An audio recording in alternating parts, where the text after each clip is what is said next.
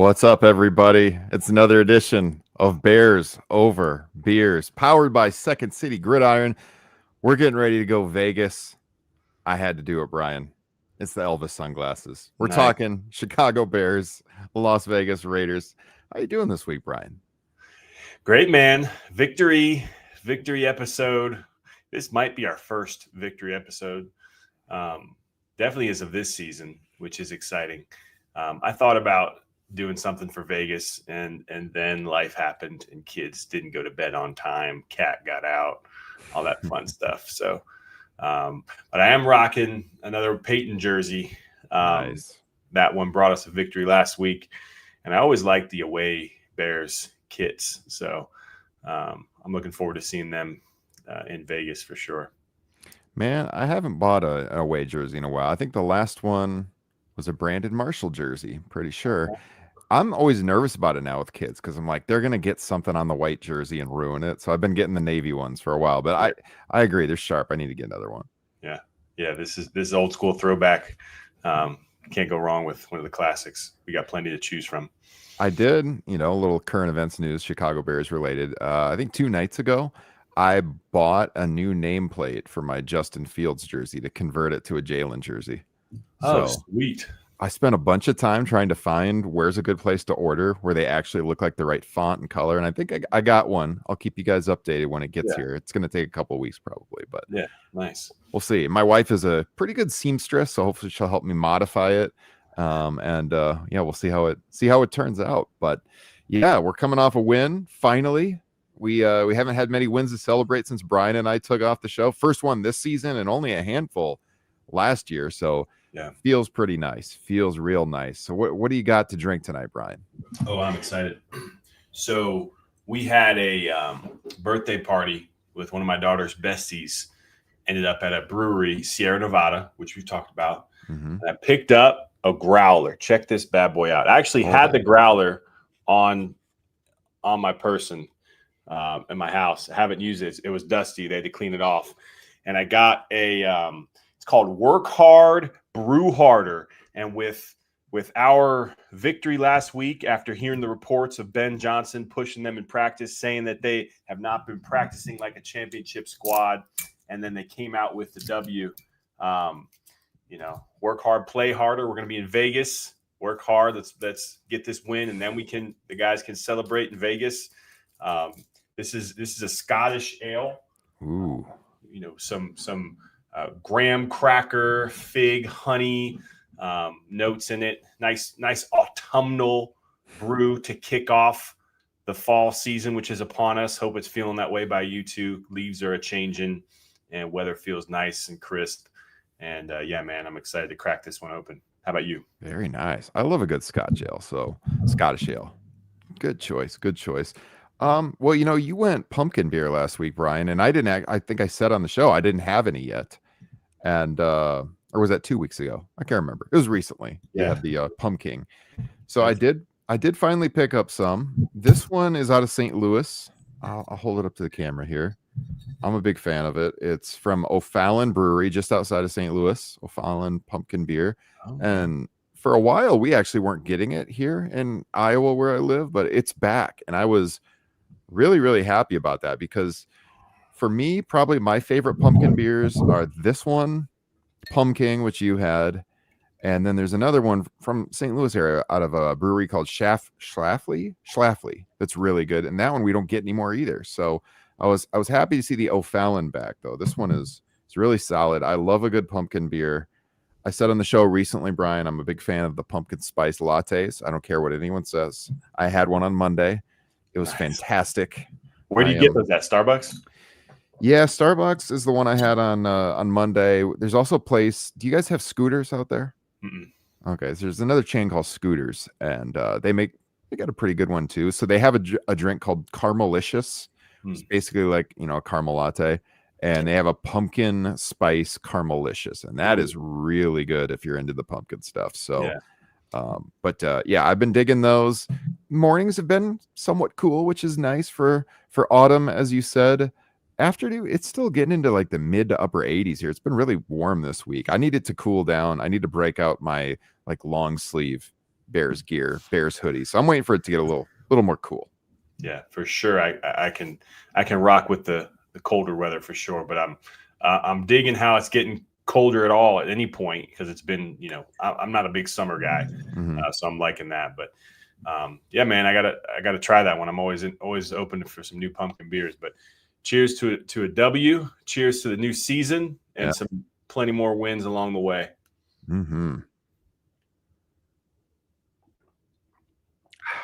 Oh yeah, love pumpkin beer. Also, nice glasses, matching glasses tonight. Use those at the link in the description, the Second City Gridiron store. I've got my shirt on, Brian, for the first time on the pod. You wore yours recently. Yes, I did. Also available at the Second City Gridiron store. Support the pod, support the network. We would and greatly appreciate it. Any color. You can get any color you want. We prefer the orange. I think it's a burnt orange is what they call it. But yeah, it looks good. It's real crisp. So looking good, my man. Thank you. Really digging it. I actually did another order this week too. I ordered the Second City Gridiron hoodie, speaking of fall weather, and I did get the Bears Over Bourbon Rocks glass. So that's on the way to me. Yes, indeed.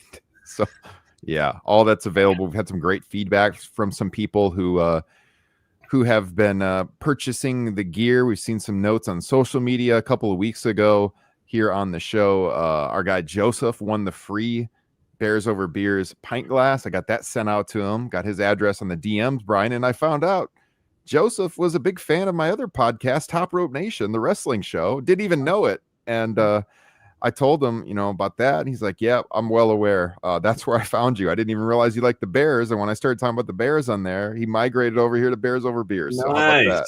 And he was the guy who won. So very cool. Very cool. Done. Yeah. Yes, indeed. So, yeah, if you guys are drinking with us, let us know. I see Chris is in the chat. Shafley Pumpkin Ale. Ooh. Yeah, he's a fan too. It's fantastic. Next time I'm in Missouri, or maybe in Illinois, they still carry it. I got to pick up a 6-pack, at least, maybe more. That's probably my all-time favorite pumpkin. And the liquor store near me, they told me we're not getting it anymore because that's the only one of that brewery's beers we sell. And the brewery got really mad because their other stuff just sat all year long. And then they sold a bunch of the pumpkin, but then nothing else. So they stopped sending it here. Come on, man. So I'll settle for O'Fallon. Yeah, gotta do what you gotta do. Hey, if you get your hands on any of those Shafleys, yeah, hold one for me until we meet again. Yes, absolutely. All right, so Brian, big week. Bears offense explodes, has their best game of the season, defeat the Dallas Cowboys 31-14 at Soldier Field. Caleb Williams, arguably his best game as a Chicago Bear, most complete game as a Chicago Bear. He wins the NFC Offensive Player of the Week as revealed today, as well as the FedEx Air and Ground Player of the Week as revealed today. So, man, we are riding high as we go on the air. We haven't had a show like this in a long time. Man, I've been watching Caleb's clips over and over this week, feeling really strong about where he is at, playing within the offense, being kept clean. He's been very complimentary of how well the O-line played in front of him against Dallas. And we know Dallas has a lot of issues. We know they're not world beaters over there. Right. But we talked about on the show last week, we thought if the Bears won, it was going to be a shootout, like a 42-35 game. I wasn't that surprised Caleb played so well. I mean, they've been giving up yards. I was surprised how well our defense played, Brian. Exactly. Only giving up 14 points. I know CeeDee Lamb got injured, but you know what? They still got a lot of firepower on that offense. So for our D, who was horrendous against Detroit, to only give up 14 points was extremely impressive. Your thoughts on the outing? Yeah, no, I fully agree. Our defense was where I expected us to suffer or give them a shot. And I even went on record of saying, whichever defense produced the most big plays, thinking there might only be one or two the whole game, that team would win. And we came out with 4 turnovers. The greatest of which, in my opinion, was that first one that Tyreek Stevenson created in their opening drive. A lot of people have been looking back at our game and remarking how our offense drove right down the field and scored. They must not have watched the game because we went 3 and out. Mm-hmm. punted them the ball, and they were looking amazing driving down. It was actually on like a 30-yard run where Reek was pursuing on the sideline right behind Javonte, took that ball away, and we never looked back. And I really think if we had not done that, if Tyreek had not gotten that ball from Javonte and they went down and scored, the whole game would have been different. So that was huge. But our defense stepped up and made plays. I mean, you can't be too thrilled about Javonte. He did have that fumble. He had 7.6 yards a pop. You can't be thrilled about that. And I thought it was very insightful listening to Ben. I think it was yesterday in his conference, referring to that fact, how they never want to give up that many yards per carry, but they're very happy that they only let up 14 points, and they had a game plan, and clearly that was to stop the passing game, the explosive passing game. Obviously, like you said, it really helps when arguably easily top five receiver in the league goes down in the first quarter, which, by the way, I don't know what they're doing running him the ball like that. He's not the most stout receiver, and got hurt on that play. But so we gave up the run, and I thought that was interesting because, we sacrificed some run defense to win the game. And ultimately, I just want to win the game. And Coach has been adamant about that's all he cares about. And so it was effective. And so it'll be interesting to see how they perform when they need to, because what I have seen is they can't stop the run when they need to. And this week is going to be another test. Granted, the Raiders have their own struggles on the offensive line when it comes to opening up lanes for their running back. But yeah, the big plays that our defense produced was critical, and our offense just continued to capitalize, and that was really nice to see. I mean, the creativity in the plays, the consistency in the plays, all of it, the execution, and like you said, the offensive line keeping him so clean. When that happens, I feel like we can put points up against anybody. Yeah. But it was definitely an encouraging win. Felt great, especially in that primetime slot Sunday afternoon. So let's hope we can ring off another one before we go into our bye week, get a little healthy, and then have a big Monday night game after that. Yeah, man. That defense, despite what they gave up on the ground, we talked about the turnovers. I agree with you. Everything flipped on that Tyreek Stevenson fumble. He comes running down the sideline, behind Williams, and kind of tried for the peanut punch. Like he swung at him with his left arm, might have jarred it loose a little bit, but then he just grabs the ball and rips it away. And like you said, they were driving. They were going to be, that was like a 22-yard run. They were going to be at the 28-yard line, almost in the red zone. And that completely flipped the momentum. Yeah. Bears go 3 and out. Dallas right down the field. You're thinking, oh my God, this is going to be just like last week. Right. And, for all the grief we've given Tyreek, which has been well-deserved, it was a hell of a bounce back game for him. In my game balls column over at Windy City Gridiron, I gave him one of them because I felt simply because that play was so important. Yeah. He had 3 tackles. He had 2 passes defended, that forced fumble and recovery. And then, Brian, I always call him your guy, Tremaine Edmonds, because you've been vocal in the past that he's got more grief than you think he deserves, and you thought he was going to have a good season. And Jesus, 15 tackles in this game, 2 passes defended. 6 solo. He was all over the place. I just felt like watching the game, the Bears just rallied to the ball. Yeah. Even though they gave up, more yards per carry than we want to see, and we still got to get that taken care of. You could sense more energy. You come out of the defense. You could tell that Dennis Allen got them ramped up for this, that they felt horrible about what happened in Detroit. They wanted to have a better showing. And then, the turnovers obviously were gigantic in this game. Dak throwing 2 interceptions. Milton even throwing one when he came in there. He only threw 5 passes and 1 was an interception, holding Dak to an 80 passer rating. They showed up in a big way. So, I was pleased. I think against Vegas, they're going to have an opportunity to hopefully shore up this run game, because Genty has not looked good this year, but some of that's out of his hands. It's, he hasn't been having the running lanes. The blocking hasn't been great for him. And hopefully this is a get-right game for the Bears defense and not a get-right game for Ashton Genty. Yeah, that's a concern of mine. Yeah, and before we fully pivot over to the Raiders, just to piggyback off what you said about Tyreek, I think it was his best game of his career.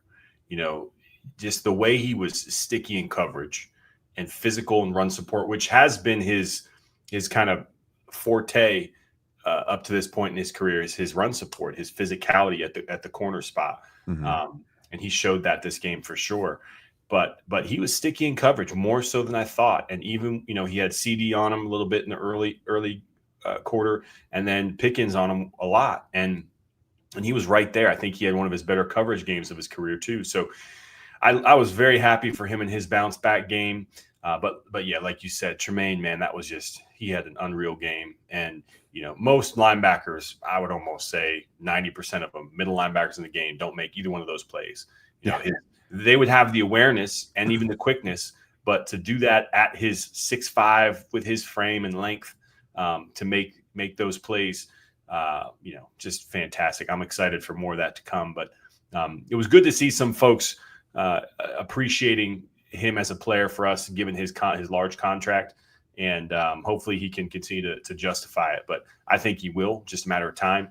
And I was excited to see Shamar Turner active for the first time all season.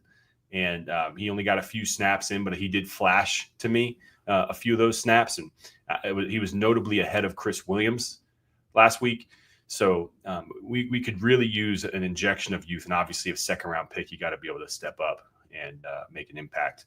So I was glad to see that as well. And then we haven't even talked about Luther Burden, but he led the team in receiving yards. Yeah. Explosive play after explosive play. 3 catches on 3 targets, over 100 yards barely. And that amazing flea flicker, which was not an easy throw or catch. Yeah. Outstretched fingers right before the sideline to catch it with all eyes on him. 22.5 million watchers and the stadium packed. Everybody's looking at him. Catches it, keeps his feet in bounds, and avoids Malik Hooker, who's a quick free safety in his own right. Gets in the end zone. That was huge. Yeah.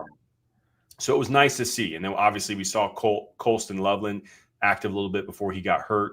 They were using that tight end position, 12 and 13 personnel this week, which I thought was really key.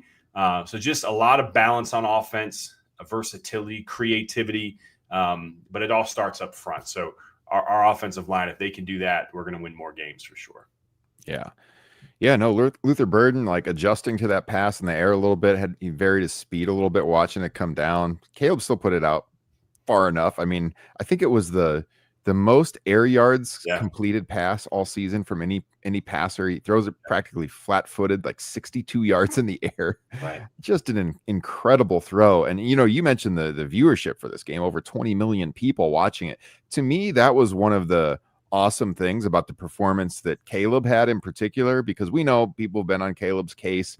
There's a lot of people just, look at the stats and they don't ever watch them. And we've talked about that on the show before. Last week, yeah. People were tuned in and saw him ball out this week with the spotlight. It wasn't one of those games where, like the Bears crap the bed on Monday Night Football or Sunday Night Football, like we've seen so many times. They're in this game of the week spotlight, late afternoon game, and Caleb has his best game as a pro, wins all these weekly awards like we talked about. I mean, just an unreal stat line, 142 passer rating, 298 yards. Like he would have been well over 300 if the Bears weren't out in front by 17 points in the fourth quarter. 4 touchdown passes. He could have he had one to Rome too that could have been caught, where the ball like wobbled a little bit. That was a tough catch, but we got to have those. But Rome, had a good game too. But yeah, definitely Luther Burden's breakout game. And man, we got so many options on this offense. If we can keep blocking, I mean, sky's the limit. We got to get this run game going, of course. And it was nice to see, they went on that 19-play drive. Oh, yeah. When they needed to, where they just ran. And when they needed to, they got the yards. It's still definitely a concern. But, the other day I tweeted this out, Caleb's stats right now and where he ranks in the NFL. Number 1 in touchdown passes, tied with Aaron Rodgers, I believe. 4th in touchdown percentage, 6th in passer rating, 6th in yards per completion, 9th in the NFL in yards, 9th in QBR, 9th in yards per attempt. I mean, I know we're only 3 games in, but how can you not be excited as a Bears fan to have a quarterback that's practically ranking top 10 in nearly every category? I think he's around like 20th in completion percentage. Yeah. But man, top 10 in all those categories. Oh, Something gosh. to behold. And Lamar did pass him. I think Goff did too for touchdown pass. And Goff tied him, but Lamar passed him with touchdown passes. Oh, Monday. Yeah, Monday that's night. right. I tweet this out Monday afternoon. Right. And you did put the caveat out there that the games had yet to be played Monday night. But, yeah. What's kind of flying under the radar here, because a lot of people are going to point to it and say, oh, the shadow of Russell Wilson threw 400 yards against them too. But what's going under the radar is Caleb has been pretty consistent this season against 2 other really stout defenses with the Vikings and the Lions. He's right there, number 11 in the league for passing yards, which includes 2 of those tough opponents. And he's still only thrown 1 pick. And now he's got obviously he showed up against the Cowboys, which, by the way, we took our foot off the gas in the second half. Yeah, and ran that ball. And I love the creativity. He ran a couple reverses and jet sweeps and just varied his runs, got Monangai in there a little bit. But now we've got another chance. The Raiders have given up a lot of yards to some pretty mid quarterbacks. Marcus Mariota this past week and Geno Smith as well. Or sorry, who am I talking about? Marcus Mariota, and then Drake May, another rookie. And so Caleb's gonna have another shot to put some momentum together, go into the bye, get healthier, and then it's going to be a huge test on Monday night against not the Redskins, but the Commanders. Yeah. So again, he's putting together quietly a really good season, and that's not even taking into account, Ryan, the rushing attempts that Ben is scheming him up for. Mm-hmm. He's our guy, Ken Mitchell, has been keeping track of all the second-year players. And, you'd think maybe Drake May, definitely Jaden Daniels would be ahead of him when it comes to rushing yards. But Caleb is leading the pack with rushing yards for second-year players at quarterback. And that's a weapon that Ben's taken advantage of with some designed run plays to get him in space. He did lower his shoulder once this past week. I wasn't too happy about that. Yeah, but I got a little nervous on that one. Yeah, but he wasn't even for a first down. He just kind of felt it. But yeah. But no, it's like we said, man. The most people just look at the box score or the end result, and they'll criticize maybe a couple plays here and there. And he did miss some. He wasn't perfect. He missed some throws, absolutely, that he'd like to have back. But every quarterback does, and he's putting up some pretty good numbers and giving us a chance against these teams. So if our defense can keep playing like that, I really think we can hang with any team. We'll see. Yeah. Did you see Ben's press conference today where they talked about Caleb winning the weekly awards, and he was like, yeah, I didn't really react at all. It's like very stoic, just wanted to keep it moving forward towards Las Vegas. That's what you like to hear, Oh, no, that's a great point. And that just shows you the mentality that I feel like the team has kind of carried from Ben. Yeah. And I don't know if you looked at the post-game celebration, and he gave out game balls. Mm-hmm. And my guy Edmonds got one and Caleb got one. And both of them were basically like, yeah, let's celebrate and get back in the lab. We got to get back to work. It's not about this win. It's a good win. We needed it. But they're all about putting the work in. And that's why work hard, brew harder, my man. Cheers to another opportunity for a W. Mm-hmm. Yeah, man. It just feels like this team is, I know it's only week 4, but look, the NFL season's short, and it feels like they're at this just important crossroads right now, because there's a huge difference between 2-2 and 1-3, and this is such a great opportunity for a team like the Bears to be playing at Las Vegas. There's going to be more Bears fans there than Raiders fans. Mm-hmm. It's going to be a home game in Las Vegas for the Chicago Bears. Like the thumbnail says here on YouTube, Chicago Bears fans take over Las Vegas. That's what we're expecting. The Raiders are reeling right now. I mean, all this excitement about Ashton Genty, they can't block for him. So, there's an opportunity for the Bears to get this win, go into the bye week 2-2 after everything we went through the first 2 weeks. We are here on the show with you guys, feeling terrible about blowing that game against Minnesota, getting absolutely embarrassed by Detroit. And yet they bounced back and they got their focus and they beat Dallas at home just like they needed to. And if they can go out there and take care of business here, you come out of that bye week, you're getting Kyler Gordon back, hopefully. You're getting TJ Edwards back. Let's hope. Austin Booker on the way. Hopefully he helps fix the pass rush based on what we saw in the offseason out of him, or in the preseason, I should say. Yeah. And now we're hearing, possibly Jalen could be back in the second half of the season based on the surgery he's going to have. So, man, there's real opportunity for this team to get things right and to be in that wild card mix like we expected at the beginning of the season. I mean, you look at this schedule coming up, Ryan. At Washington out of the bye week. Tough game, but, we got 2 weeks to prepare. I mean, then you get New Orleans. That game should be won. You're at Baltimore. That's going to be a really tough game. But then you're at Cincinnati without Joe Burrow playing. We saw what happened to them against the Vikings. New York, another game you should win. At Minnesota, tough game, but we won there 2 years ago. This team's going to go in just furious. They blew that game in the opening weekend. It's not out of the question they could win up there. Oh, yeah. Pittsburgh, no reason they can't beat Pittsburgh.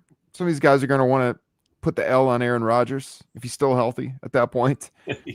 And then we know the game. Then we know it gets really difficult at Philly, at Green Bay. But man, if you could stack some wins here, I mean, the next, what is it, 8 games? I mean, look, I'd be stunned if they won at Baltimore. That's going to be really, really tough. And at Minnesota, it's going to be really tough too. At Washington, but I think 5 or 6 of those 8 games, absolutely, you can see them winning.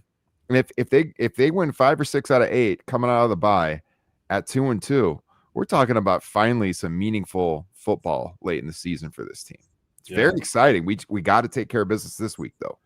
Absolutely, and I'm right there with you. And it is going to be a tough test in DC on Monday night. But like you said, this is important, and I feel like a lot of times games like this end up being kind of a trap game. They get overlooked.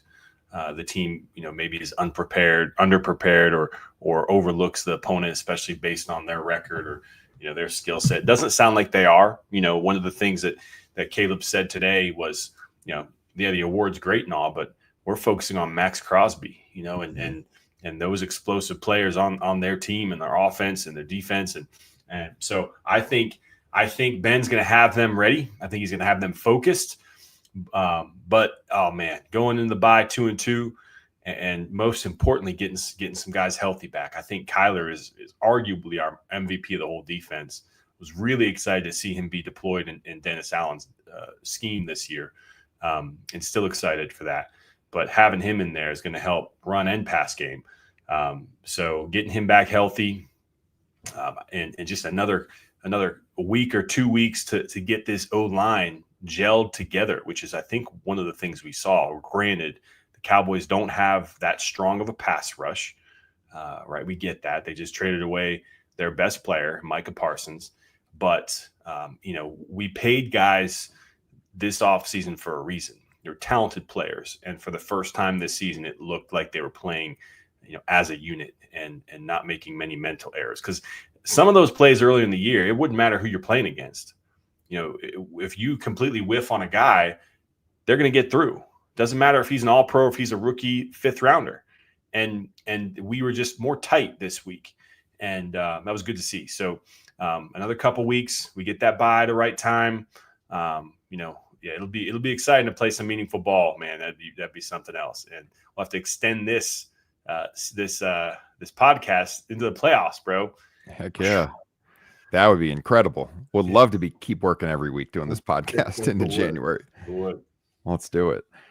All right, real quick, and I'm not going to spend as much time on this as I did last week, and then we're going to hit the Bears injury report and talk a little bit about the matchup against the Las Vegas Raiders. But I do want to throw a shout out to our sponsor this week, and the sponsor is the Second City Gridiron store, the new one. You can find the link in the broadcast description, whether you're on YouTube or the podcast feed. Put this up on the screen real quick here because our guy Lester did organize the store a little better now, and it's much easier to find the merch for your favorite Second City Gridiron shows like Bears Over Beers.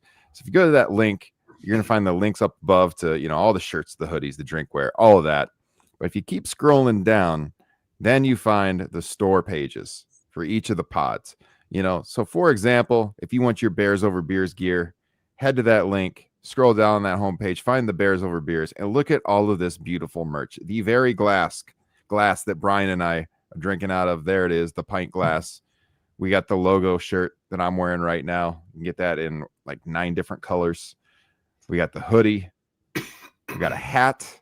Got the big logo shirt, the Bears Over Bourbon rocks glass, which I have on the way to me right now for those weeks where it's hard to talk about the Bears. And we know there's probably going to be a few more of those this year, unfortunately. Oh, yeah. They got a Bears Over Bourbon shirt now. That's nice. The Bears Over Bourbon shirt for the real tough weeks. So yeah, I mean, they're comfy shirts. They're comfort colors, you guys. If you don't know what comfort color is, it's kind of like a 90s fit, not like super baggy, but a little extra bagginess to them. It's very soft, but not like paper thin like some of the soft styles. Like there's some weight to them still. The print is high quality. I have been very, very impressed. It's good stuff. So yeah, check out the Second City Gridiron store. You can support all the pods over there. And if I might add, yes, we commiserate with some bourbon, but there's a few things I like more than a really good glass of bourbon to celebrate as well. So don't be surprised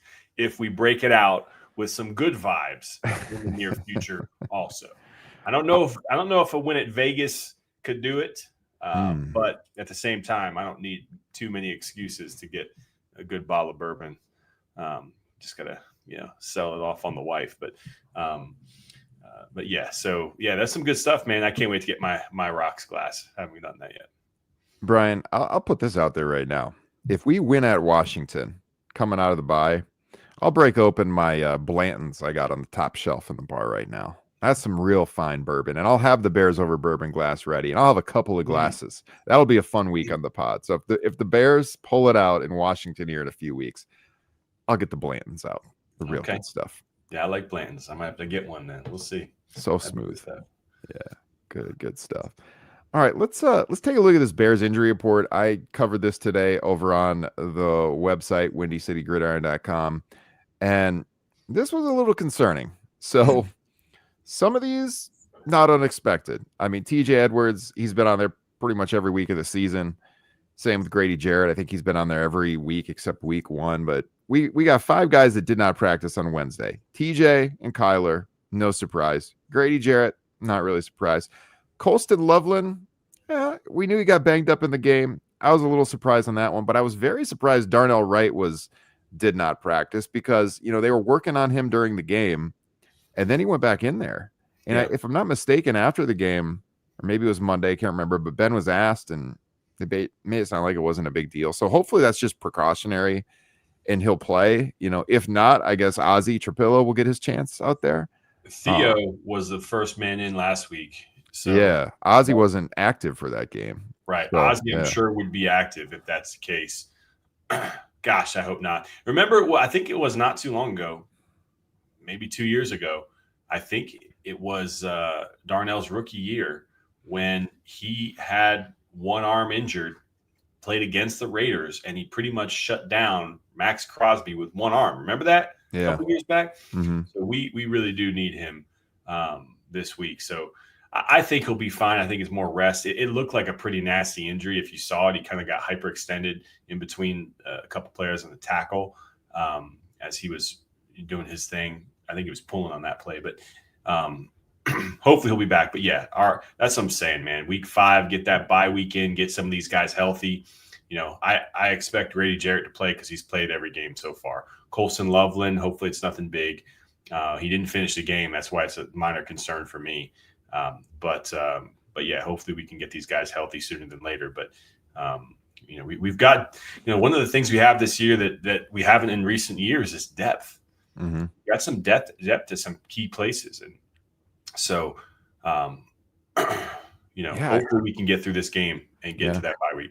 I mean, that was a big thing. Like you were talking about earlier, obviously, Tyreek stepping up, but I mean, we got this secondary just riddled with injuries, and yet people stepped up against Dallas, who even without CD, they got firepower and they stepped it up. And so, Yeah, I mean, you look here, like who else we got injured? Limited. Jalen Jones, second string corner. He's been on there. Cole Kmet was limited. Swift was limited. So, we'll see. We'll see. I'll definitely be monitoring Darnell though as the week goes on. Hopefully, just precautionary. But yeah, I didn't expect to see him on there not practicing. Same with Colston. So that definitely threw me for a little bit of a loop when I wrote that up earlier today. But yeah, we talked about earlier. Let's talk a little bit more about Vegas, and then we'll bring it home here. But I got a friend who is a huge Las Vegas Raiders fan. I mean, like diehard. So I'm talking to him the other day. I'm like, what's going on with Ashton Genty? I drafted him in fantasy. He's done nothing for me. I haven't watched many of the Raiders games this year, and I started studying up for a podcast, obviously. And I mean, this dude is just getting hit at the line of scrimmage, behind the line of scrimmage, pretty much constantly. Their game against the Commanders, 11 of his 17 rushes, he was hit behind the line of scrimmage or at the line. Yeah. And he's been hit at or behind the line on 57% of all of his rush attempts this season. So if we can get some push in this game, he'll be going down from what's been happening so far. If we can't, if our D line is weak, it could be a long day. And I definitely do not want to see this as the Ashton Genty get right game. Let's hope absolutely not. No, I mean, it gets even crazier. He's had 145 rush yards after contact, and he has 144 total rush yards. You heard that right. He has one more yard after contact than he has total yards. 101% of Genty's yards this season are after contact. That's unheard of. It's insane. And right. So if we can't get to him, we're in some trouble. And so that's going to be huge for me. And you can bookmark it here. He's going to be one of my players to watch because number one, I how high I was on him coming out. Everybody was. He seemed like a generational player, and he's getting a lot of flack for his start this season. But as you noted, and as your friend probably said, when he's got any amount of space, he looks good. Mm-hmm. So that's going to be paramount. I'm eager to see how Ben and Dennis Allen attack him. I think it's going to be more focused on stopping the run than it is on the pass, especially with Brock Bowers hobbled. Mm-hmm. He hasn't looked healthy since that first week when he put up like 100 yards in their first week against the Patriots. He put up, 5 catches, 103 yards, 20-yard average, and then he got hurt, and he's not been the same since. And so we matched up pretty well against them. I will say one guy I'm a little bit concerned about is one of their smaller, speedy receivers, Trey Tucker. Our corners right now are more on the bigger, longer, leaner, not as twitchy. And Trey Tucker's one of those guys. If he can get behind, even George Pickens was he matched up well with us. Jacoby Myers, Deontay Thornton, even. Jack Beck, who's a rookie I like a lot out of TCU. We match up well with them. But Trey Tucker is one that could give us problems. He's the only one that has a receiving touchdown on the year. He's got 4 of them so far in this early season. So he's going to be one guy that if they can be pounding that rock or at least attempting it and then play action, get it to him in space, I'm a little worried about that because Brisker, Byard, they're sound tacklers, but they're not the quickest guys either. So it'll be interesting. But I think the focus is going to be on stopping that run and making Geno hurt us with his arms, and we'll go from there. But gosh, man, it'd be nice to get a W for sure. I thought there was a chance you can go that game. Yeah. So we were talking about. So when the schedule first came out, my wife and I were going to go to this game. Okay. And then we kind of opted to save some money and we're not going now. So the plan is to go to the Saints game, that one. I was kind of on the fence on this one. I was kind of on the fence about, the Cowboys, like we talked about recently. Now I wish I'd gone to that one. Yes. There's some other games. I think I had mentioned my guy Jesse up in Minnesota who went to the He's my co-host on Top Rope Nation. Yep. He goes to a lot of Vikings games, and he listened to our pod that week, and he's looking to get tickets for when the Bears play up there against the Vikes. Sweet. So we'll see. Love to check out US Bank. But yeah, this was one that I had on the list. I even like booked plane tickets just in case, like the night they went on when the schedule came out, when we did the reaction show. Just and get then cheap tickets, yeah. Yeah, but then as time went on and stuff, we're like, yeah, we got some other stuff happening this winter, so better save the money. But I would have loved to have gone. I love Vegas. I always have so much fun out there. When I was growing up, my grandpa lived in Las Vegas, so we went all the time, even as a kid. And, I got a lot of memories being like 10 years old, walking through the casinos and stuff. Really? Yeah. One time they got angry at my parents because we were waiting on my uncle in a bathroom in one of those casinos. And we're just by a bunch of slot machines. And I remember some security guard came up and he was like, "You can't stand here with your kids." And my dad was like, "Why not?" Like, "They're learning to gamble." And I looked at him. I think I was like 11 or 12 at the time. I'm like, "It's a slot machine. You just pull the handle. What am I learning here?" But I don't know. Like, it's pretty, it's not, I wouldn't take my kids to Vegas probably right now. There's stuff for kids to do. We went there to see my grandpa, obviously, but they're pretty lenient if you're walking and you're not just stopping with the kids. You see kids in the casinos here and there, like during the day. But yeah, I love Vegas. Been out there. We did a live podcast for Top Rope Nation there a couple of years ago, and it was amazing. So I don't know, man. Maybe down the road when the Bears play there again, we can get out there. Maybe if we're still doing the show, we could do a live show out there. That would be awesome. But yeah, unfortunately, it wasn't in the cards. But yeah, no, I didn't realize what you said about Tucker. So he's caught every single one of Geno's touchdown passes this year. Yeah, that's wild. Because Geno's been really up and down. Like that first game against New England, he was all right. Then he played terrible against the Chargers. 3 picks, no touchdowns. And then last week, they got beat, but his stat line was pretty good. 3 touchdowns, 132 quarterback rating. But I mean, overall, you look at his season as a whole, and I mean, definitely since his early career, this is his worst season so far. Before he had those get right years in Seattle. He's lower QBR, lower quarterback rating. Again, it's only 3 games in, but 3-game sample size. He's not having the best year. And certainly what's going on with Bowers, as you said, is not helping him out. So real opportunity for our Bears here to get this W. I sure hope that there's no letdown this week and they keep that momentum and that focus rolling. And it seemed to me in that post-game locker room like this is the type of Bears team that's going to figure it out. We got the coach now. You could tell how much they love the guy, when they were celebrating his first victory and razzing him and stuff in the locker room. And the way Ben was screaming, like we've all seen the side-by-side with Flus after his first win. And no comparison. You don't have to have a coach that screams and yells, but we're kind of conditioned to that, given that, Brian and I are the same age and we grew up coming out of the Ditka years and stuff. And I mean, you can just tell that he commands the room in a way that Flus didn't.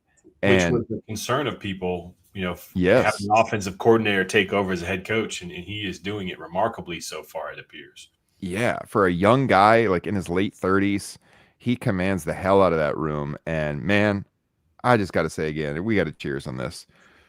Brian, we won the Flus Bowl. Yeah, we sure did. We sure did. And that was great because it would have sucked to get on here after a loss to Matt Eberflus. It would have really, really sucked. Yeah. Well, the good thing is he's consistent in his badness. Yeah. So we were able to pick that apart. Did you hear the part about the flea flicker? Like Ben said something along the lines of, in the film, they knew based on even previous years, they could draw the defense up and run that play against Matt Eberflus. Yeah. Specifically Matt. Yeah, so that was great. Yeah, regarding the Raiders game in Vegas, did you hear right now it's the most in-demand NFL game of the week? Really? Wow. Yeah, I followed like the tickets a little bit, and it's been really pricey. So a tweet from a guy named Mick Akers, who I don't even follow, but I've just seen this, is the crowd is at least 50-50. And you called it, you think Bears heavy. I would agree with you. Because if it's 50-50 at this point, it's going to be greater than that come game day, at least not feel like a home game for sure. But yeah, most in-demand game of the week, average selling price of $523 and a get-in price of $294.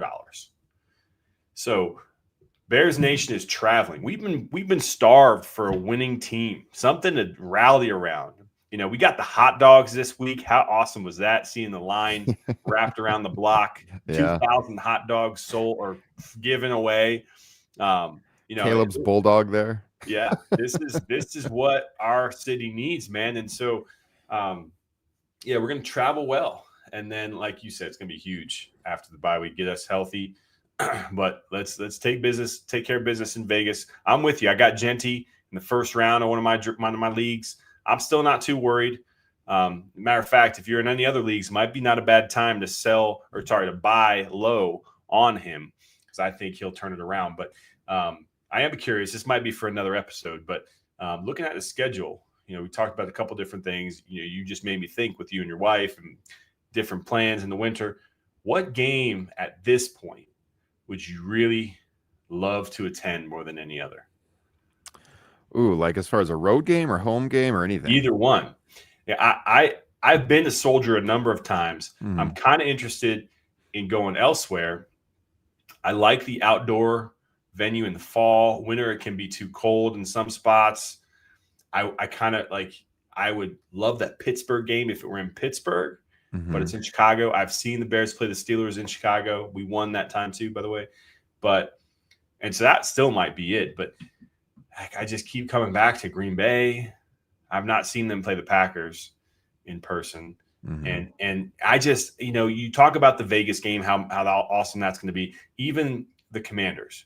But I've not been to a playoff feeling game where this has playoff implications. And so one of those last three games, at home against Green Bay, at San Francisco, could be really fun. But you don't get that same vibe from the weather. Although San Fran is more chilly than people realize. Yeah, especially at night. Yeah. Yeah. And then Detroit. That's kind of where I'm at. But yeah, how much of a gift would it be if we were playing meaningful ball in December and January? Yeah, I talked about, I think on the pod too, that I got a buddy with that Green Bay game, and it's a possibility for me. The problem is it's one of my daughter's birthday weekends, so I don't know if that's going to be in the cards. If they flex it to night instead of noon, I might have a chance to go to that one. We'll see. But yeah, if I could choose any of them right now, I think I might go with that at San Francisco game. Yeah. It's late December, getting out of the Midwest. It'll be chilly there, but not as chilly as here. Fun area to visit always. I got some friends out there. I think at San Fran would be my choice if I could choose any of them. Certainly for the road games, I think I would like to go out there. Sunday Night Football, December 28th. That'd be a lot of fun. Yeah, I agree. It'd be a blast. Yeah, San Fran's an awesome city too. Yeah, great breweries out there, by the way, too. People always, you always think about the wineries just north of the Bay Area and stuff, but lots of awesome breweries all through California, but in the Bay Area especially, and in San Diego, of course, too. But yeah, man, that would be a fun one. But yeah, we'll see where we're at, because as you said, Bears fans, they travel. You think of those years when the Bears have been really good, and you watch those road games, and it is just loaded with Bears fans. Like I think back to that Arizona game, the Monday night game in 2006, or like the game at anytime they played at St. Louis back when the Rams were there, it was always just packed. That's not too far from Chicago. But I mean, anywhere in the country. And you talked about how, according to where the tickets are being sold, 50-50 Bears fans. I don't think that's going to take into account how many Bears fans live in Vegas too. Because I mentioned my grandfather from Iowa moved to Vegas just for the weather in retirement. I think there's a lot of Midwesterners that move out that way, and a lot of them probably Bears fans, So I think even with the local crowd that has tickets, there's going to be people showing up that are Bears fans. I think it's going to be like 60 to 70% Bears fans at Allegiant. It's going to be, it'll come across on TV, I think. I mean, have they played out there like once? They played Vegas in Tottenham. Yeah. Yeah. So they played them out there once. I don't know how many times they've played at Allegiant. Maybe just once. If that. Yeah, it's not been too many. Yeah, no, I mean, shoot, man, I'm excited. We need this win. It's not a conference game, but we need this win, and so let's make it happen. There were no pre-snap penalties this week, which I think was critical, keeping the drives alive a little bit.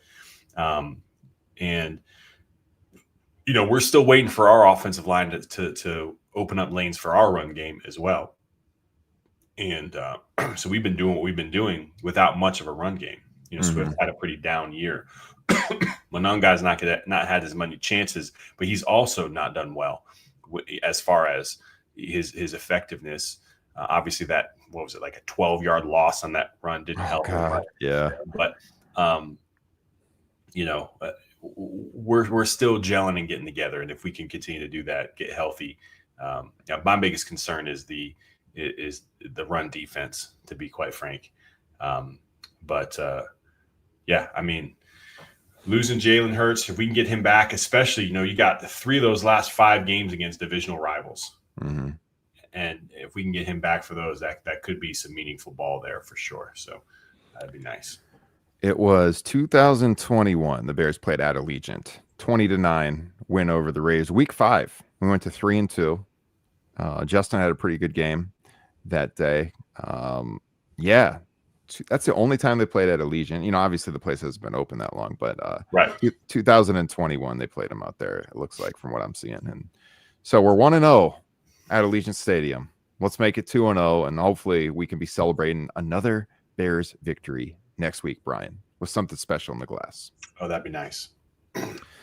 Guys, we had a pretty good live crowd here. The chat's not super active, but I see the numbers. I see you guys are out there watching, so we really appreciate that. While you're here, if you haven't already, guys, hit that like button. We're wrapping up the show here, but that'll get it out to more people on demand here, and push those views up in the days ahead as people are getting ready for Las Vegas. Tell us what you're drinking or what you just touched. Again, comment on the video. Yeah, we don't always do alcoholic beverages either. So whatever you got, share it with us. Yeah, I'd love to see it. Have you been out to Vegas much, Brian? I didn't even ask you that. I have. So I'm in a fantasy football league, and this is year 24. We've been doing this, and our first year that we all got together, we're kind of spread out across the country. First year we ever got together for our draft, we did it in Vegas. This is probably 2007, 2006. Mm-hmm. And we have met every year since then in a different place of the country. But Vegas was our first place that we went. This is young, dumb Brian, before wife and kids. I've been also, since I've been married a couple times, I've been to Vegas probably 4 or 5 times. Mm-hmm. It's a little much for me now. My partying days are over, and Vegas never sleeps. Yeah. It's crazy nonstop going on. Although I have been playing poker recently with some friends, so I think I might appreciate that more in Vegas, because I never had done any of that before. But yeah, I've been to Vegas, and there's a lot of, so this next year is our 25th anniversary of our league, and a lot of guys want to go back to Vegas because, in fact, one of them was not old enough to drink when we first went. Yeah. So there's that, but yeah, Vegas is not my speed, but it's a fun place. I mean, if the Bears were there, I'd definitely go. And the Allegiant Stadium's close to the airport, close to downtown. Mm-hmm. That's a cool spot. Where do you usually stay out there on those trips, or where have you stayed? Caesar for the most part. Yeah. Caesar Palace. Yeah. Yeah. To me, if you go to Vegas, 3 nights is just right. 2 nights, when you count traveling in, it's just not enough. That gives you like 1 full day there. Right. But after 3 nights, for most people, you're like, all right, I'm good. Exactly. Time to leave. I think 3 nights is typical. Yeah. Like I said, I went there a lot when I was a kid because my grandpa was out there, but I've been there as an adult. I went out there in 2010, actually the week before I had my first date with my now wife. So that was my last bachelor trip. Yeah. We stayed at the Flamingo. It was cheap, but it worked fine. I had a good pool there. And then I went there with my wife in 2013, and we stayed at the Mirage, which is now closed. They're making that the new Hard Rock, but we like the Mirage. It was a fun place. And I always went to the Mirage as a kid because they had the volcano. My grandpa would always take us out there to see that. And then we went there for the wrestling podcast. We did our show at the Wynn in like the studio in the lobby there, which is now a Sirius studio. Sirius XM. That's awesome. But we didn't stay at the Wynn. It was too expensive. So we stayed at New York, New York, which the wrestling show is at T-Mobile, which is like right behind New York, New York. And, that was cool. We went to a party at Cosmo.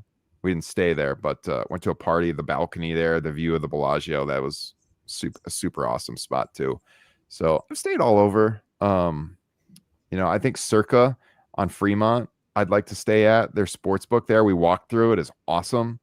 So, guys, if you're in Vegas this weekend, tweet us some pictures of you guys having a good time. You can show us your drink. Yeah, tweet it at Bears Over Beers, or to either of us at Ryan Drosty or at Brian Orangechuck. Let us know you're having a good time so we can live vicariously through you guys in Sin City. Yeah, one thing I do like about Vegas, because I don't like the heat.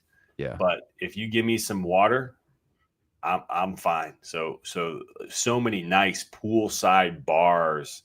Yeah, all around Vegas, like everywhere you go, and that's fun. Those are some spots that are fun. But we're just not used to life without kids at this point. So I know. It feels weird to me. I'm not even like a big gambler. I'll put a little bit of money in just to play. And back in the day when I would go, 2010, 2014, people were you get comp drinks easily. But now I didn't run into that the last time I was there very much at all. Oh, really? Unfortunately. But I think some places still do it. But I don't play that much. When I went with my wife and I'll end with this. This is kind of a funny story. When we went in 2014, I was like really wanting to play blackjack, but we were staying at the Mirage and like everywhere on the strip was like at least $25 a hand. And I wasn't making good enough money for that. I'm not now.